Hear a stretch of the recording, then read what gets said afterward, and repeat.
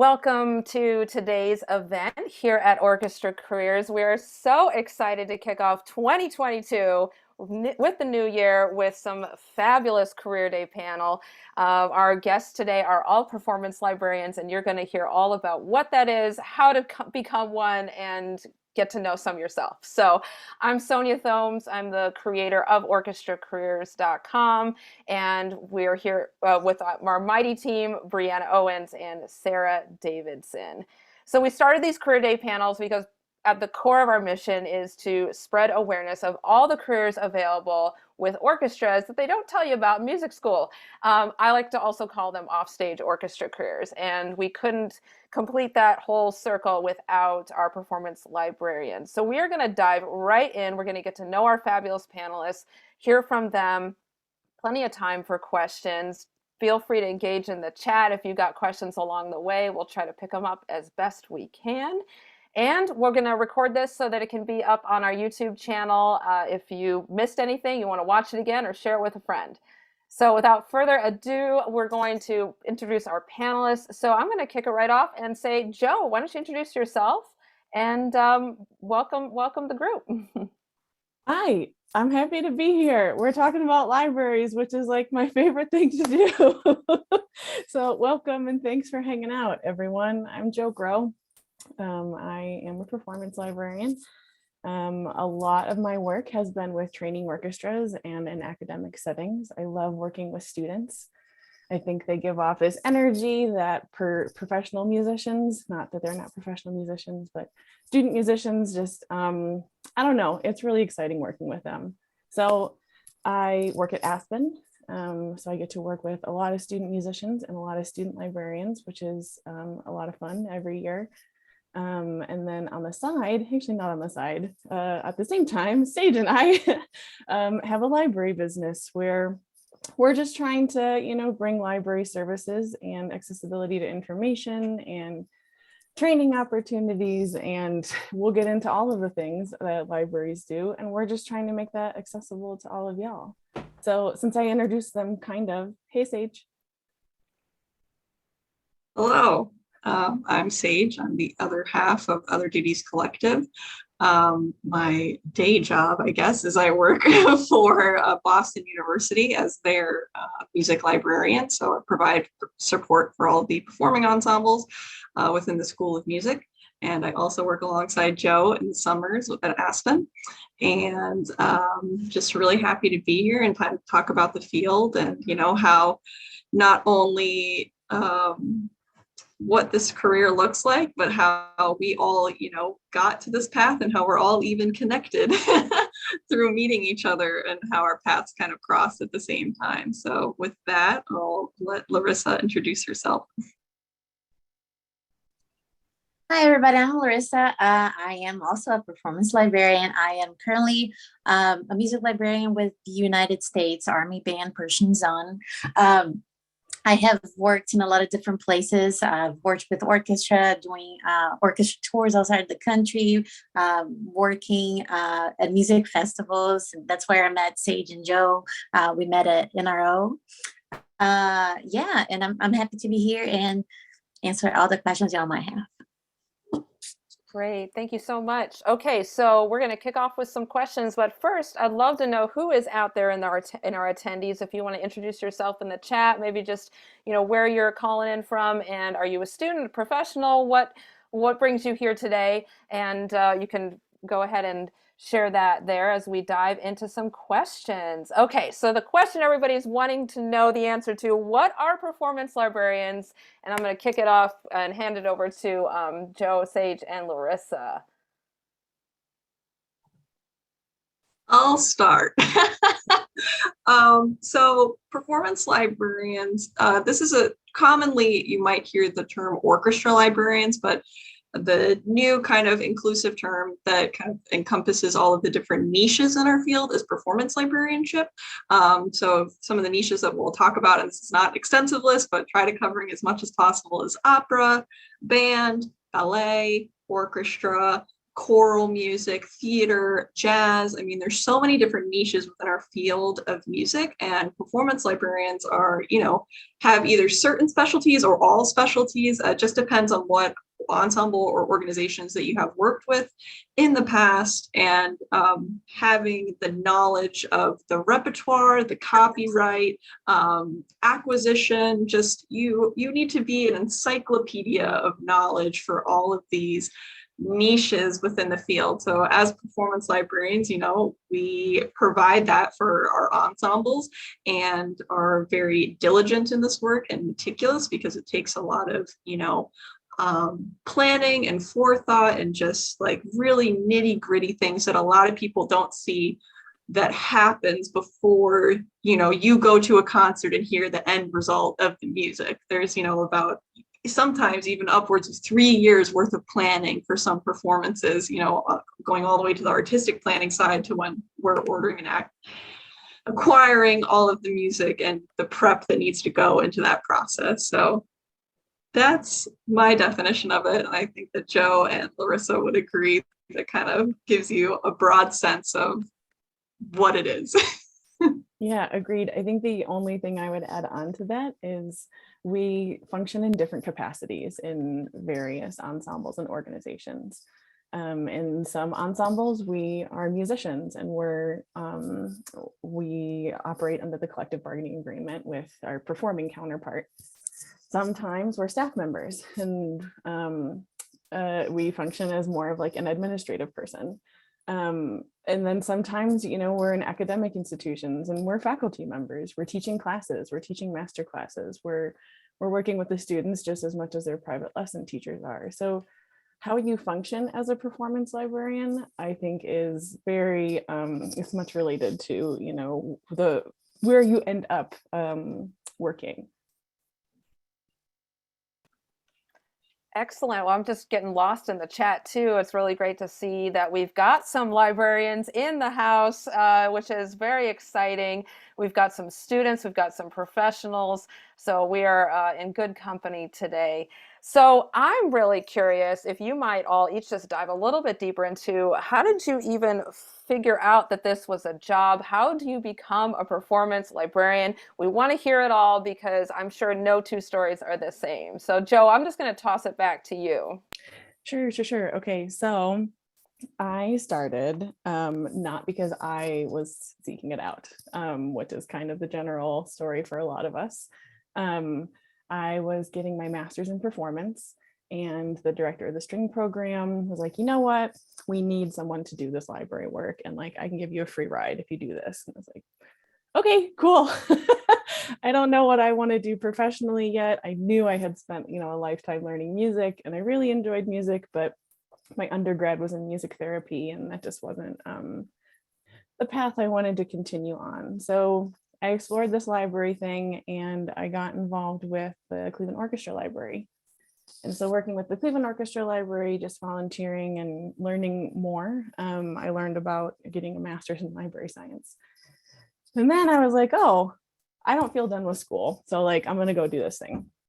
So I went to the University of Denver and got my master's in library science. And through that process, I worked with Central City Opera House as the archivist. I was able to get experience with the Colorado Symphony. And then that's when I started at NRO. And then I worked at NRO for a few years. And this is where our stories kind of start to overlap a little bit. So I started working at NRO. I was the intern, and then I was the assistant principal librarian for on and off for about 7 years. And I got to know Sage, and I got to know Larissa during these summers, as well as like hundreds and hundreds of musicians. I love working at summer festivals. So like I try to go to one every year, and I have since 2013. And that's really where I want to keep going. Just working with more and more musicians during the summer in these awesome places, and getting to know other librarians on their paths too. Great. Sage, why don't you tell us a little bit about your story? Yeah, so by trade, I'm a horn player, still play for fun sometimes. So I studied French horn performance in my undergrad, and I actually went to a performing arts high school as well, which was the first place that I was introduced to performance librarianship. I was asked to be the librarian for my high school band. And then I found out that when I was in high school was the very first year that the National Youth Orchestra started offering an apprenticeship program for high school students in librarianship. They have one for librarians, composers, and personnel management now as well. So I applied for that, and the first year they had like 120 people apply for it, and like I had no idea what I was even really doing anyways, but I got to meet Paul Beck through the process, and he kind of explained to me, yeah, there's this whole world out there, and there's an organization called MOLA, like check them out, and if there's anything I can do for you in the future, like I'm around. And I was like, okay, thank you. So I didn't end up getting that opportunity, but fast forward through my freshman year of college, I was, still interested in exploring this field. And so my advisor helped me, find some summer festival opportunities. And so my very first summer festival I went to was Brevard Music Festival, Music Center, excuse me, which Larissa has also been a part of as well. And then my second year, that second summer in college, I was lucky to be a part of the NRO, the National Repertory Orchestra, which is where I met Joe. And from then just kept building on summer festival opportunities, eventually got to intern with the Pittsburgh Symphony as well. And then finally winning my first full-time library job. I was the principal librarian for the Orlando Philharmonic up until last year. And so that's just, gaining all these experiences through summer festival opportunities is, one of the main ways that we can kind of gain experience in the field. And then currently I'm also pursuing my master's in library sciences online through University of Iowa, because I'm also interested in exploring the academic side of librarianship as well. Thank you. Larissa, tell us all about your story. Hey everybody. So my story is a little weird. So I'm originally from Brazil. So I moved here about 15 years ago and to go to school, and I got here and I was like a super poor student, and my orchestra director was like, well, if you need a job or whatever, we can, have you come and work with the music library team. And I'm like, what's a music librarian? I had never been exposed to it before. It's like, I don't know what that person would do. So, for that job, it was mainly, passing folders around during rehearsal and concerts and making some copies, which is, to be honest, with what a lot of people think that's all we do to make copies, it's not. But that's how I started. And so I did that for undergrad. I helped a lot, I started getting more responsibilities with that job. And I decided that I still wanted to play. Both my undergraduate and my master's degrees are in viola performance.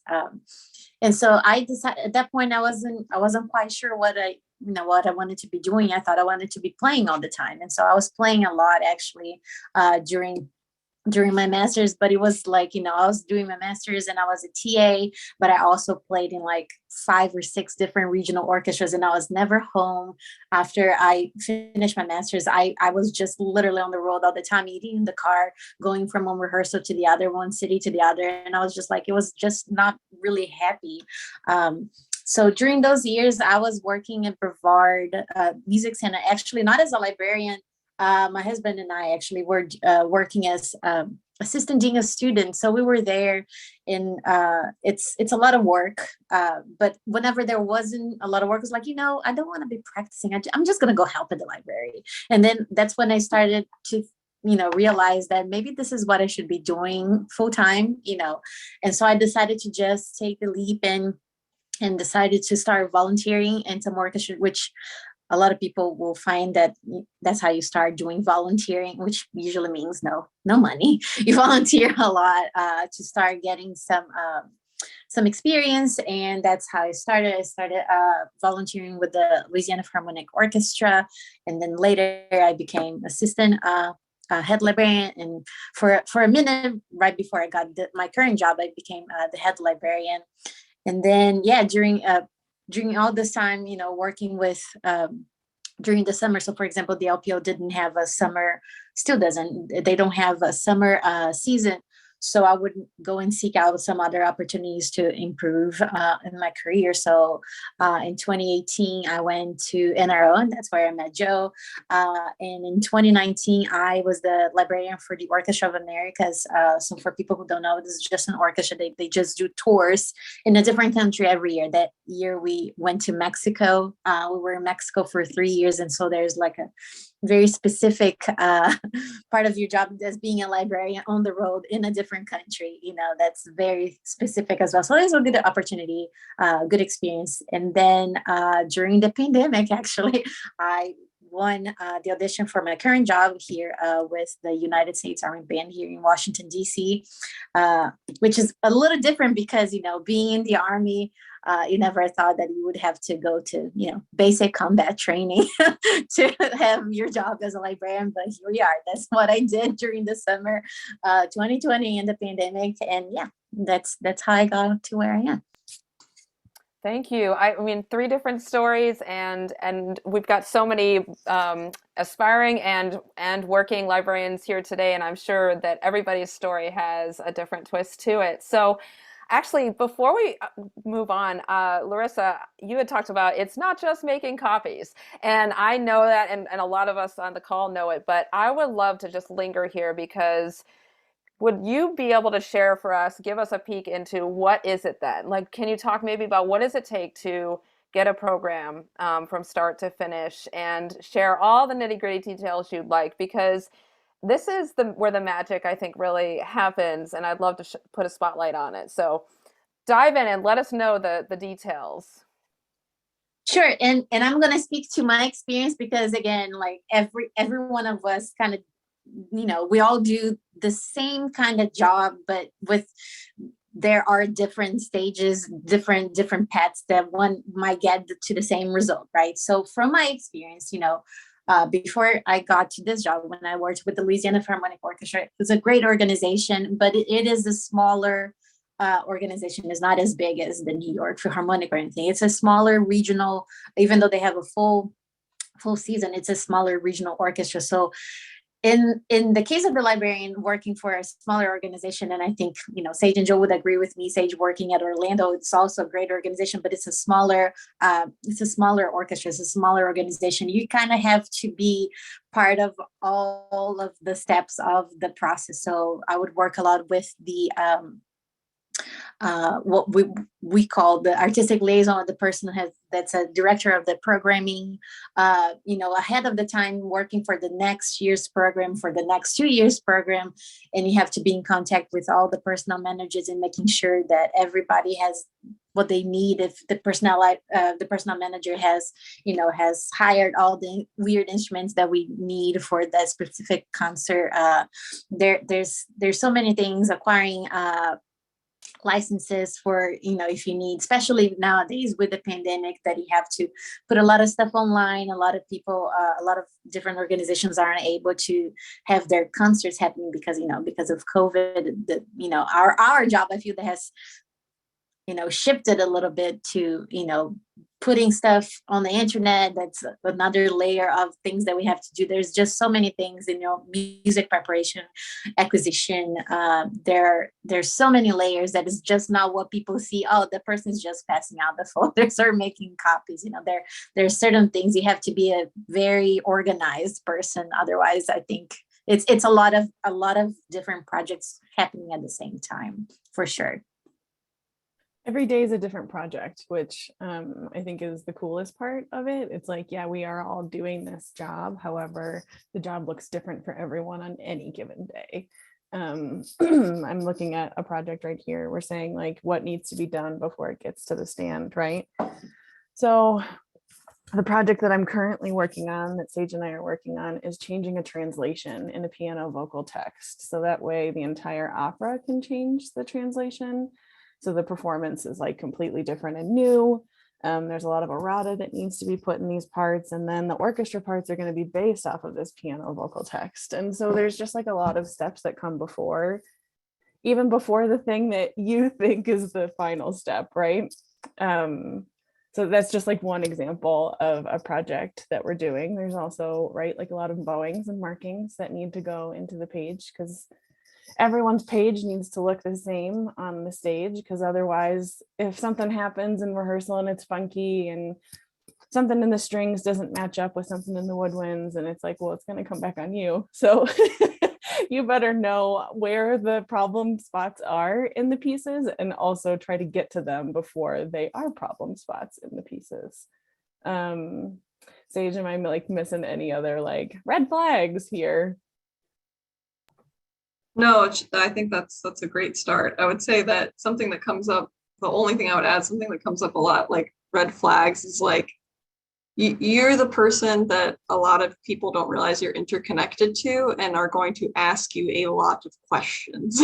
And so like being ready to answer those questions and know who you next need to communicate with. Like music director and whoever conductor is going to rely on you for a lot of information. And then communicating that with the personnel manager, communicating that with the musician, communicating that with the next person. Like there's a huge web of communication that's happening, again, before you even think about like, you know, so we're talking about photocopies is, you know, what people think we do. And then maybe if they have a little bit more understanding, bowings, more understanding, ordering, and then it goes further step back, you know, one step at a time. We have a lot of spreadsheets. A lot of spreadsheets. I was about to say, I pulled up one of my spreadsheets. Like I put there everything that's going to happen in that year. Well, I have several spreadsheets for other years that are to come, but I'm looking at it. It was like, okay, you need to communicate with which conductor, which guest conductor, which edition they want to use, which cuts they want to make. And so it's constant communication. You need to be on your email a lot. And then, you know, if the piece needs to be cataloged, I'm just looking at my spreadsheet. If the piece needs to be cataloged, if it's a new piece, if you're missing parts, does it need to be clean? Does it need to, you know, do you need to mess with the binding or page turns? Did you check errata rehearsal system? Like you need to write it all down, put, you know, measure numbers, and there's bowing cycles. You need to be in touch with all the principals, the concertmaster, and then do the cycle with the rest of the principals. It's just so many layers. Yeah, you just I feel that you need to be very type A for this. You just need to be so organized, you know, otherwise you just, for any kind of job, I feel that it's not just librarian, you know, if you're a personnel manager, we're just talking about it, you know, you just need to, you're dealing with so many different people and so many different layers of things that might go wrong. You just need to be organized, but it's a fun job. Well, and I just wanted to jump in and, you know, in my role in operations, I've learned over the years to intersect my work with the librarians sooner than I think I need to, and sooner. In a way, they're kind of on my let them know first list. I've learned that the hard way sometimes, but a lot of times it's, I had this posted on my monitor for many years that says, who needs to know what I know? And librarians is like one of the people on that posted. And so I think it's really interesting for maybe non-librarians to understand, what do we need to let you know if we're working on our parts? And I just wonder if you might let us non-librarians in on the secrets as to when should we be bringing you in? What are those key decisions that you need to know about as soon as possible? 6 weeks is our usual like thing that we tell people when they're like, do you have a thing that you need to tell us? Great, you need to tell us 6 weeks ahead of the time that it is happening, because that gives us time to acquire whatever that means. If it's public domain and just pull off the shelf, great. Or something absolutely wacky that they're like, this is a YouTube clip. Can you make music from it? It's like, oh gosh. I guess like we've had to like create, you know, full orchestra parts off of random YouTube things that we found. So 6 weeks is a great timeline for us. More time, awesome. Less time, you should probably be prepared with wine and or chocolates for your librarian at that point. Good rule. Check. That'll be on my next post-it on my monitor. Wine and chocolates. Librarians like offerings. Yes. Okay. Noted. Another question I just am curious about, and then I would love to open it up to our attendees for some questions. And I know there's so much to be talking about on this topic. So if we've forgotten anything before we get to questions, let's touch on those. But I'm curious, how does your musicianship show up every day as a librarian? I mean, I know that might sound like an obvious question, but you are all musicians first. So how does that show up in your work? I'm just going to take this real quick, and then the other folks can obviously hop in. We can't show up to work without it, right? We have to be not only musicians of our own instruments, but also every other instrument that is happening on that stage. It is our responsibility to know, that the parts are obviously marked the same, but also like any of the weird stuff in the parts. And we need to know that because we need to tell the people what the things are. And I know this is all very vague as far as like how we're explaining it, but it's so specific to any piece and like any weird things about any piece. So you really can't talk about it in a vague sense without it being like mysterious. I would say that, I mean, as Joe's describing, like, I mean, we need it, and one of my favorite quotes from Larry Tarlow is that the librarian needs to be the second best score reader after the conductor. You need to know the score just as good as they do, because inevitably when somebody has a question about something, you need to, is that supposed to be a B flat or an A natural? And then you have to go read it in horn or alto clef or whatever weird key or transposition that instrument is in. You need to be able to recognize it, very quickly, depending if it's a, rehearsal situation. And just knowing all of these, again, sometimes it's what we call weird trivia things, but again, it goes back to this communication part of knowing who to talk to at the right time. Of, say, you're preparing Rite of Spring, knowing that there is unusual instruments that don't normally occur in the orchestra, and that you need to warn your personnel manager about.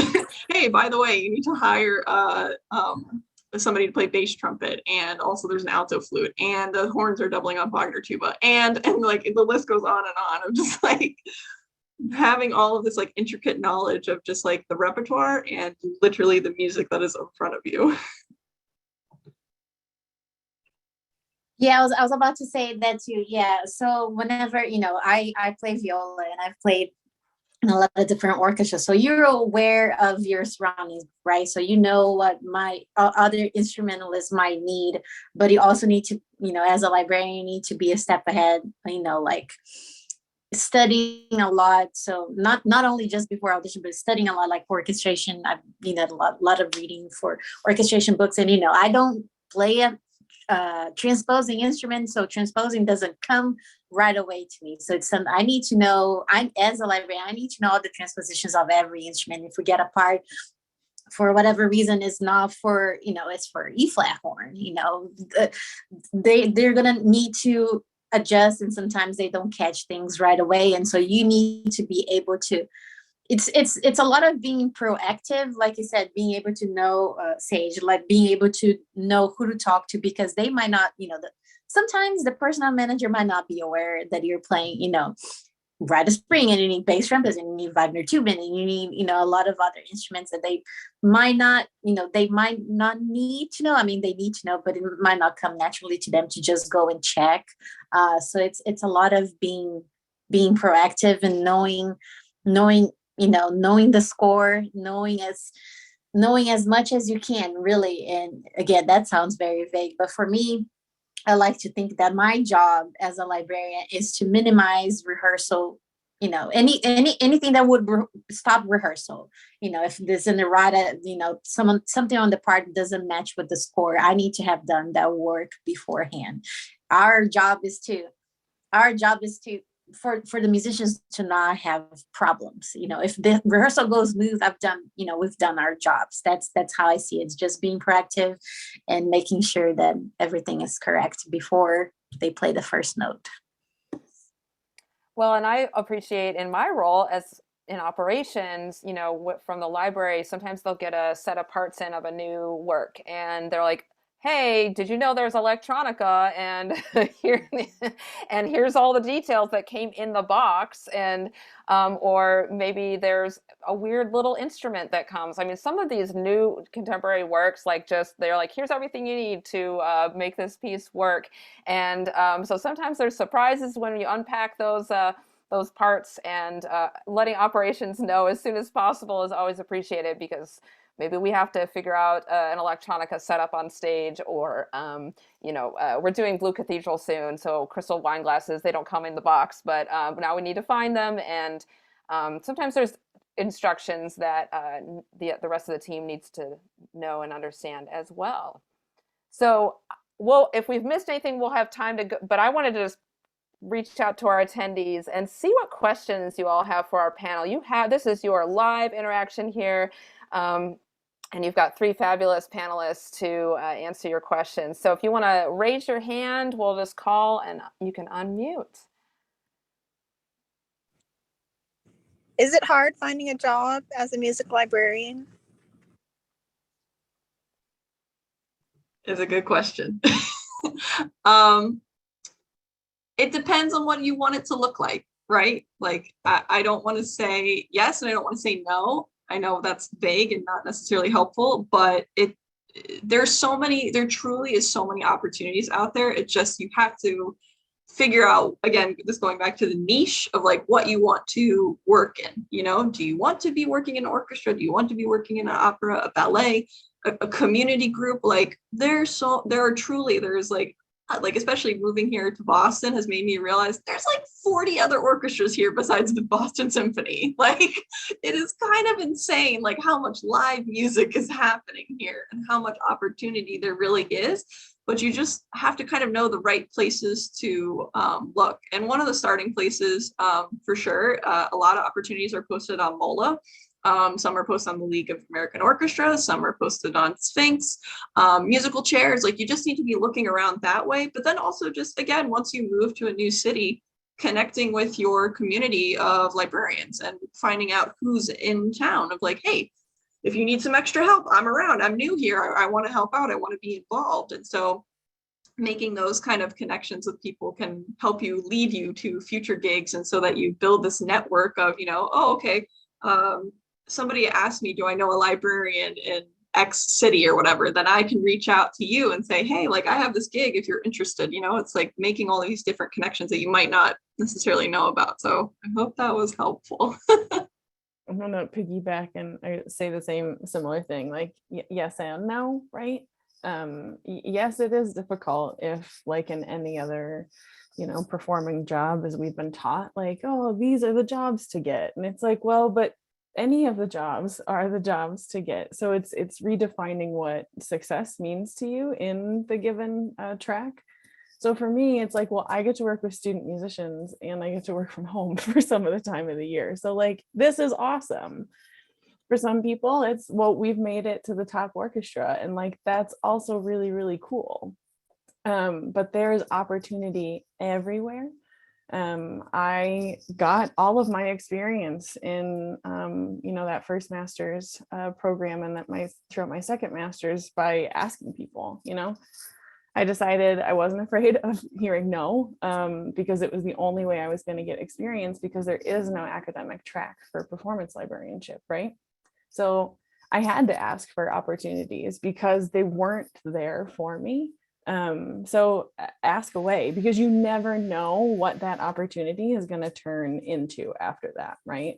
I've had so many of my volunteer gigs turn into paying gigs just because people didn't previously know that this was a thing that could be provided for them. So create your own opportunities, I think is what my best advice in this industry, for sure. Yeah, I would agree with that. It like they both said, it depends on what your ideal job is. I think that just with, and correct me if I'm wrong, if y'all haven't, seen this experience, but for me, I didn't know I wanted to be a military band music librarian. That was never on my radar. I just wanted to get any sort of experience that I could to, in order to be competitive and start, taking auditions and things like that. So I went, and chances are you're gonna, wherever it is you're currently living, you're gonna contact the librarian of that community band or that orchestra in your hometown, that, some an orchestra in the school.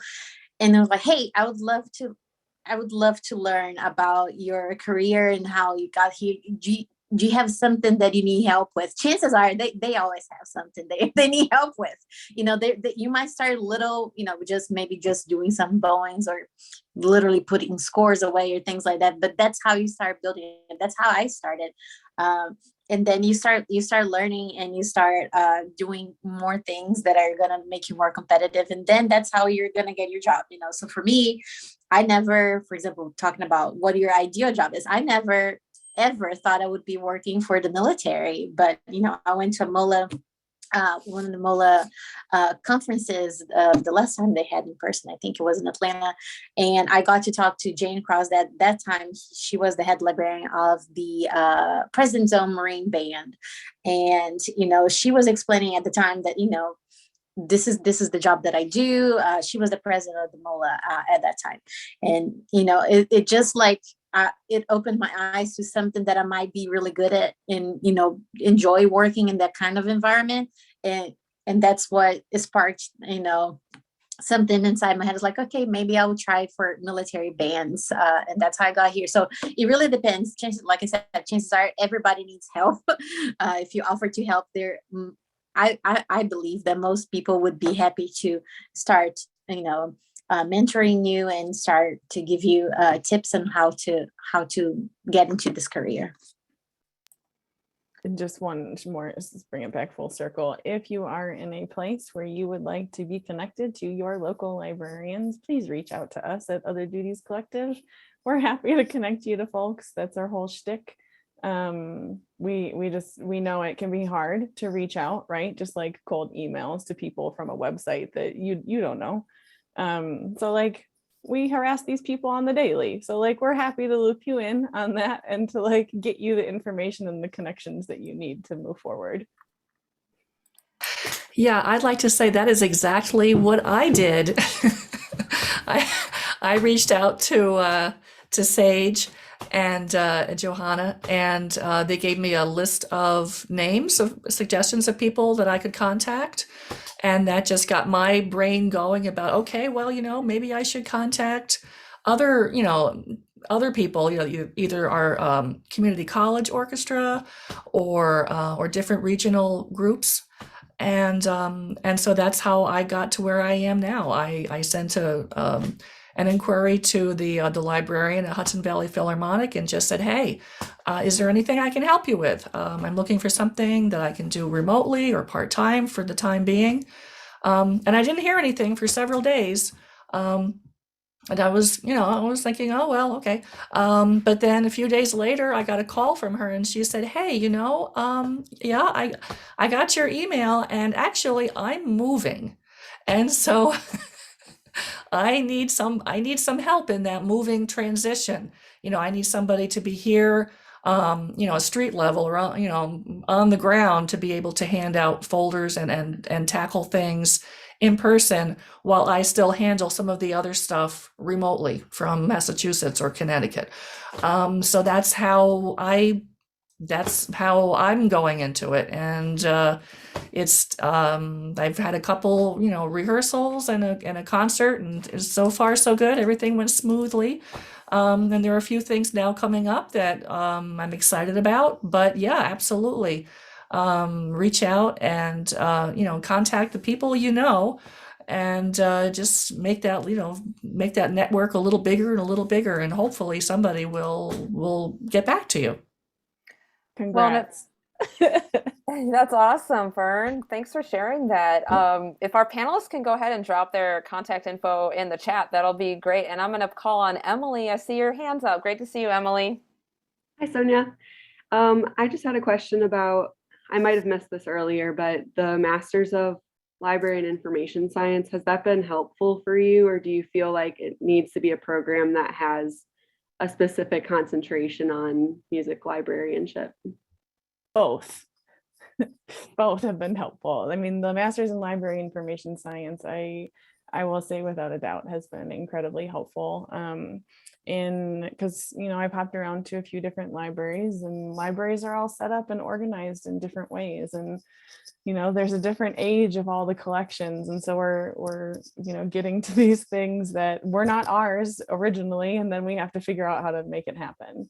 So I will say without a doubt, I fall back on things that I learned in my master's in library information science. And so my track was specialization in archives and special collections. And that's just like right up there with music, because special collections for sure that are just like used and killed, and we have to like make them playable from year after year. So for sure I will say, however, it's really not geared towards us as in special libraries. I would say there are certain classes that you can take. My master's thesis was developing a curriculum within a library and information science program that will best benefit music librarians. I'm happy to share those findings with anyone who would be interested in reading a thesis. But there are definitely things that I think that we can be developing to help future music librarians, performance librarians get to their library and not be so burnt out within their first few years, right? Just because there's so much stuff that needs to be done. But I don't know what that looks like yet. Did that answer your question? Great. What other questions do y'all have? Claire, I see your hand up. Hi. So I have two questions, but I'll start with this one. So what does a library audition entail? Got you. So What does it not entail? that's the truly. I mean, it goes back to the encyclopedia part of you are expected to know everything that has ever happened about any piece of music, instrument, whatever, of all time, which is not necessarily helpful, because there's a lot to know and a lot to cover, and a lot of it is what I consider trivia at this point, and that a lot of it you can very easily have the resources to look up on the internet. These different symphony nicknames, or a transposition or publisher for a work, etc. There's just different categories, basically, broken up over a written test is usually the first component of it. And then there may be even a live skills sort of aspect where you're in the library and you need to do something in Photoshop, or you need to make a score, or you need to bind a part, etc. They want to see your hands-on skill application. And then an interview with the audition committee, which is usually composed of the music director, director of artistic operations, artistic planning, that person, and concert master, and then other members of the orchestra. And this takes place over the course of 2 days. It's a very intense process. If you want to know more about it, this is one of the services that we offer, because right now it's not very transparent of how to prepare for these auditions. I'm happy to have further conversation about this. And we also recently, going to plug it now, we have a Discord channel that I think you joined just today, or yeah. So we have office hours over there, and we talk about these different topics as well, to help out people. Excellent. Emily, is your hand up again? Mm-hmm. Okay, great. Go for it. So I don't know how, well, I'll just ask it. So with like the digitization of music, how do you think the future of music librarianship looks? Or performance librarianship? Yeah. So musicians love paper, right? Like we love paper, and like we don't like getting rid of paper. We like really old paper. Even when we make new sets for people, they're like, where is my old paper? We like this old gross thing. So I don't personally see paper going away anytime soon. Partially because we have this like love of it and the collection, and it's like the history, right? And tradition, and we love tradition in this industry. However, I think it's really cool that ensembles are doing stuff. And at Aspen, we we use tablets for certain ensembles and lessons. I know they use it. I personally don't see a large orchestra going paperless anytime soon. I don't know why. I guess I don't see it domestically happening. I am really excited for the day that it does. I think it could mean a lot of really cool stuff for us in the library. I think it means prep is completely different, right? Like there's definitely a different process from, if you're acquiring a piece that is, born on a piece of paper. It's like an old Calmus reprint. So it's the oldest of old versus prepping a set that's been born digital. It's just completely different, but it's really exciting. I don't know what it looks like. Sage, Larissa, what do you think? I agree with all of that. Musicians do like paper. If you go and buy, I've had that happen to me.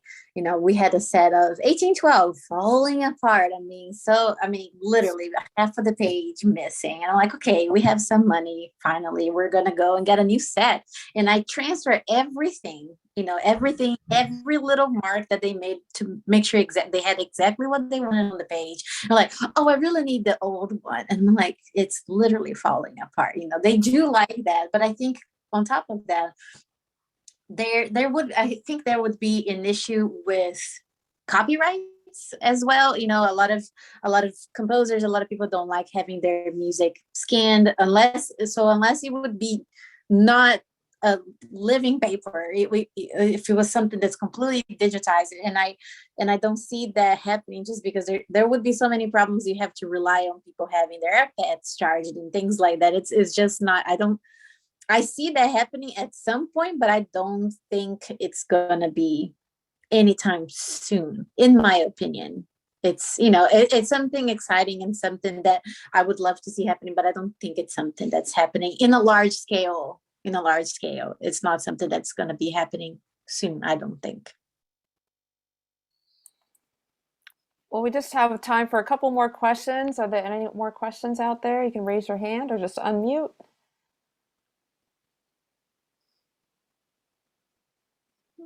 How oh, sorry. Go ahead. Are you sure? All right. How picky should we be when we start applying to auditions? Because there are a lot of things listed on MOLA. How do you know where to begin with that? This is literally Joe's advice: apply for everything. Especially literally Joe told I asked Joe the same question when I first started getting into the field. I'm like, oh, well, should I apply for this? Should I apply for that? And she was like, just do it. Because the worst thing that happens is they say no to you, or you make it in the process. They say no to you again, but then you still gained experience, or you win the job. There's 3 different outcomes, and either one of those is okay. And you should do that so that you can just be better for the next one. I have kept a meticulous list of every job I have applied for. I've applied for at least 50 different things at this point, and only maybe 4 of them have I actually gotten. Does that make me any less of a librarian? Nope. I just made me exponentially better for the next thing and to train future generations on how to do this process. So apply for everything. Yeah, and you don't know what they're looking for. Sometimes if you're gonna look at MOLA, if you click on the one that are linked, say whatever symphony orchestra, they will click and they would say, oh, it has to have so many years of experience and know so many. They will usually list all the things that you're supposed to know to have that particular job, but you never know what they're looking for exactly. And like Sage said, the worst thing that can happen is for them to say no. And if they do, you can always ask, oh, so where am I lacking experience? What can I do to improve on my skills, to do better, to advance on the audition process the next time? I think it's just, just like everything, try and error. And if you get through, and even if you don't, you can always ask for feedback and do better the next time.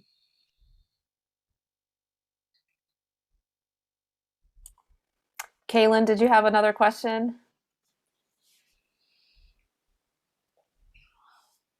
Is music librarianship something that anyone can get into? Or is it something that you need a lot of background for? I think it is something that anyone with an interest in doing it can do it in whatever capacity their interest meets. You know what I mean? Like if it's something that you're just like interested in doing, then as we've mentioned, like find a local ensemble and see what that ensemble can offer you. And then if you want more, then seek out more. It's one of those careers that that there's a whole spectrum, right? Like we've talked about how it means making copies for some ensembles and changing translations for other ensembles. It can mean so many different things for so many different things that like you can kind of decide what that means for you. And if you just, want to do it and have an interest in it, then like, awesome, you're contributing and that's great. And if you want to do more, then do more. And that's also awesome. We're kind of, yes, it's been around and yes, every ensemble has a librarian, but we're still kind of figuring out, I feel like to a certain extent, like our place, right? In the whole grand scheme of things, like we're not really seen as musicians, we're not really seen as staff, but like we are this fixture in a lot of organizations. So how can we best be used, whatever that means, for the ensemble and for ourselves?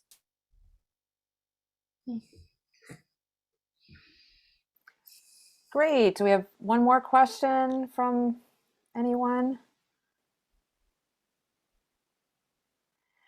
Because I wanted to go back to our panelists, and number one, just thank you so much for spending this Saturday afternoon with us, and this has just been so helpful. And so I guess I'm just curious, is there anything else we didn't cover? Is there anything else that you really just want our audience to know? I don't think we didn't, I mean, there's probably lots we didn't cover, right? But it's like that thing where like you don't know what you don't know. And it's like, if we're not talking about it right now, then I don't remember that we do it. So we have lots of resources available on our various social platforms. We were talking about spreadsheets before. And I know like Sage and I have spreadsheet templates that we're happy to share with folks as far as like how we manage all of our various day-to-day things. I know there's also different like third-party platforms that help organize stuff. So like Arts Vision and OPAS, which are also great platforms for y'all to get to know. They both have various online resources to get to know them, even if you don't have access to the platforms. So if there's any jargony stuff that we said today, please feel free to reach out to us. We're happy to have further conversations. Definitely. And I know that we created a shareable outline of just kind of everything we've talked about today, and just, again, our contact information, and just, the resources that are out there. And of course, our whole goal is to provide you with resources. So if any of you, have an audition coming up or interested in just learning more, like we have a Calendly on our website. You can set up a free 30-minute call with us to just answer any questions. If you just want to talk one-on-one, or like we said, we have a Discord that we offer office hours now, and just are around to chat and hoping to just create a more equitable access point for people to have conversations. And it's just like really great being here with all of you today. Like just happy to do this in this weird field. So thanks for like being with us. Excellent. Well, and you've dropped your email address in the chat, and your website is otherdutiescollective.com, and you've got all your socials linked on there. Everything, lots of ways to get in touch with you. And Larissa, thank you so much for joining us. It's just why I was so excited, and I was telling the panel earlier for this time together today, is I believe, and I know they do, that these are destination jobs. And these are jobs you're not told about necessarily when you're a music student. And so now you're connected. Now you've got people you can come to if you are interested. If you're in the trenches already, please know that you've got community here with Other Duties Collective, and any librarian that you can come across. It's a phenomenal group of people that get our music onto stages and into our ears, right? And that's what I think is so cool about this interconnected web of all the people that really make all this happen. If you want to stay connected to anything that we're doing here at Orchestra Careers, you can follow us on our socials at Orchestra Careers on Facebook and Instagram. We've got our YouTube channel where actually, if you check it out, you'll see a bunch of other career day panels, all the other orchestra careers that off stage that you can check out as well. And we're going to do a next career day panel in March of another unsung hero class of folks, which is our personnel managers. And you're like, what is that? Well, you'll have to come by in March to hear all about that. Excellent. Well, if there's nothing else, thank you so much for joining us today. Stay tuned. This will be up on our YouTube channel shortly. And please join us for a next event. And yeah, have a great day.